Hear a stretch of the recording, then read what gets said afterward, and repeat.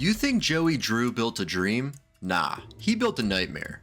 Behind the ink and smiles is something broken, something hungry. Here's how his cartoon kingdom twisted into pure horror.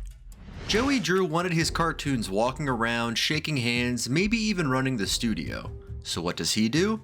He hires a crew called Gent to cook up some freak show machine that can pump ink into monsters. Smart move, right? Except the first thing this ink churning beast spits out? Not cute little Bendy. No, it makes something way worse. Something with a body that didn't quite fit right. Something that hissed when it should have smiled. And Joey? He locks it up, slaps a "do not open" sign on the cage. They called it the Ink Demon. A failed Bendy. A mistake. And the reason? No soul. Just a hollow, inky carcass with teeth. After that horror show, they started stuffing human souls into their cartoon freaks. Yep, real people from the studio just disappeared into the machine. And the cycle? That twisted cartoon loop? It became their prison. One big rerun where the Ink Demon reigned like some twisted god. Couldn't hurt him, couldn't even scratch him. The others down there? Half of them ran.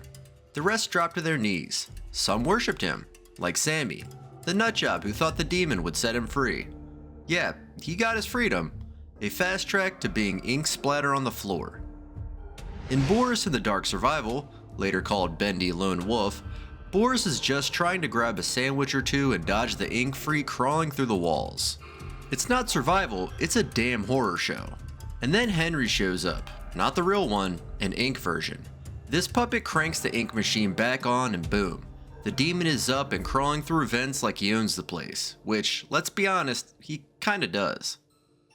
Henry meets Sammy, again. Sammy tries to play priest and offer Henry up like a burnt offering. Doesn't go as planned. The ink demon shows up and rips Sammy apart like he was paper. Henry runs, always running. That's all you do when the ink demon's around. Chapter 3, Pure Chaos. You're running errands for a psycho version of Alice Angel while trying not to get snatched up by a monster that appears whenever it damn well pleases. Then there's the projectionist, creeping through the studio looking like a broken film reel on legs. Henry hides, but then, bam. The ink demon slams in out of nowhere, tears the projectionist's head clean off, and drags the body off like it's snack time.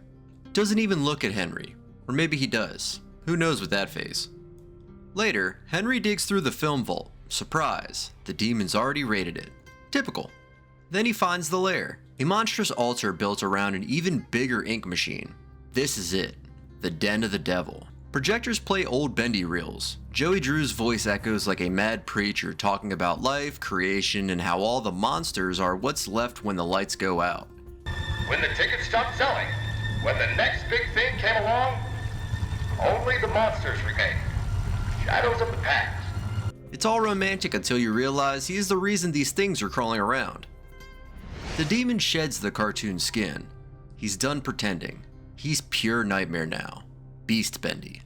All muscle, no mercy. Charges through the studio like a freight train. But Henry's got one trick left. The end reel. Pop that baby in and the whole illusion crumbles. The demon? Gone. For now. Henry wakes up in Joey's apartment. Real world. Or maybe not. Doesn't matter. He gets shoved right back into chapter 1, like none of it ever happened. But it did.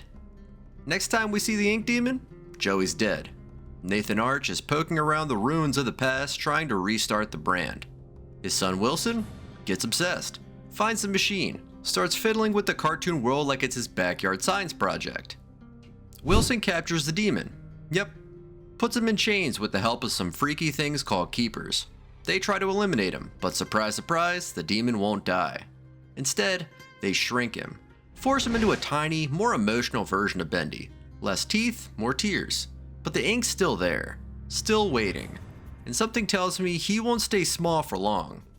Forget everything you thought you knew about good old ink-stained horror. This time around, it ain't just creepy art and flickering lights. Wilson, yeah that one, decides it's time to drag Audrey Drew into the mess. Just yanks her into the inkpocalypse like it's casual. Now she's knee-deep in gooey chaos, walking through a twisted version of Saturday morning cartoons gone wrong. And Wilson? He plays Mr. Savior. Tells the ink people he banished the demon, split him in two, patted himself on the back. 200 plus days apiece, like that ever lasts. Then Audrey meets this little version of Bendy. Looks innocent enough. She reaches out, real Disney moment, and zap. Her powers fry him, which turns out to be the worst idea in the cycle. Boom, the ink demon's free. That shriek, that new voice, it's not friendly. It's dark puddles and whispery threats. He wants names, sweet ones. Yours. Next, Audrey's hunted. Not in the fun hide-and-seek way. This is jaws at your neck, shadows following you horror. She catches him mid-snack and artist rest. Yeah, chomping on some poor soul. Not subtle, not a blink of remorse. She bolts. Then there's the elevator scene. Ink demon again, but she ducks him. Narrow. After that, she tails Bendy into the sewers, into the city. Strange things happen. She earns his trust. They explore together, like it's some demented buddy flick. But it never stays sweet. She gets split off, heads to Gent Workshop. Surprise guest? Demon himself. Just when he gets close, Wilson's towers flare up and snap him back into cute Bendy mode. Audrey digs around and hears some logs. Turns out, Demon wasn't dead, just bottled up in cartoon form. Neat trick, not permanent. Later, Wilson drops his master plan. Wants to build a new god. Pretty one. Smooth lines, superpowered. Audrey's the sole battery. Cute, real touching. But she wrecks him instead. Except that turns him into Ship Ahoy Dudley, which is a thing. Dudley nearly finishes her, but Demon steps in, ready for round 2. Ink Demon turns poetic. Says she's a mistake. A monster. But hey, he'll give her meaning. How sweet. You have nothing. You are without purpose. Your very existence was a terrible lie.